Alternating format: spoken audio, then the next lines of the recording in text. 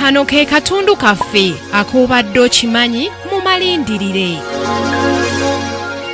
Olutalo luno olw'omunda nga lumaze okubalukawo mu mwaka gwa 2013 lwazza eggwanga lya South Sudan emabega olw'ebintu ebingi ebyayonooneka nga n'abantu abatabalika baalufiiramu olw'endwadde ez'enjawulo, ebbula ly'obujjanjabi awamu n'enjala. Mu mwaka gwa 2014 n'omwaka 2015 amawanga mangi agavaayo okuyingira mu nsonga zino okusobola okukomya ekinyoolankoto oluvannyuma lw'obutabeerawo kabonero konna kaali kalaga nti olutalo luno lwali lwakuggwaawo. Salva Kiir ne Riek Machar baateeka omukono ku ndagaano ey'emirembe eya Comprehensive Peace Agreement mu Augusito w'omwaka oguwedde. Akalulu ak'okulonda omukulembeze wa South Sudan omuggya n'olukiiko lw'eggwanga olukulu kaayongezebwayo olw'okulwanagana okwaliwo nga ne mu kino ekisanja kya Salva kikyayongezebwayo emyaka 3 ng'amateeka bwe gaali galambika. Mu Apuli w'omwaka guno enteekateeka ez'enkomeredde zaatuukibwako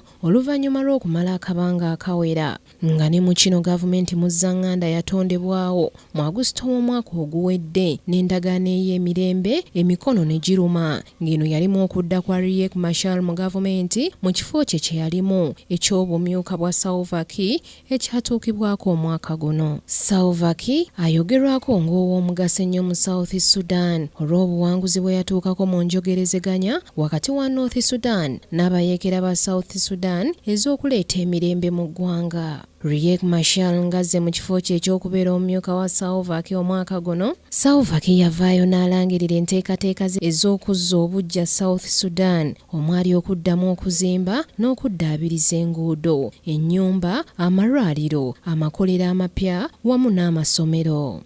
Enguudo empya yategeeza nga bwe zaali ez'okutambuza amafuta okuva mu Uganda, Kenya n'eggwanga lya Ethiopia nga beewala okuyita mu kattiro ka North Sudan.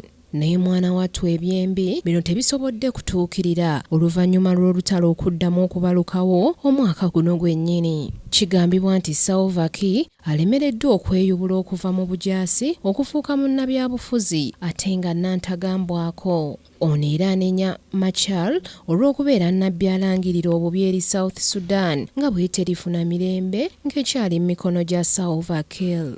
Olunaku olw'enkya lindirira Salva Kiir enkofiira gy'ayambala etamuva ku mutwe yagiggya wa? Ani yagimuwa? Ku lwa Kingdom TV amalindirire, Samali Kisakye.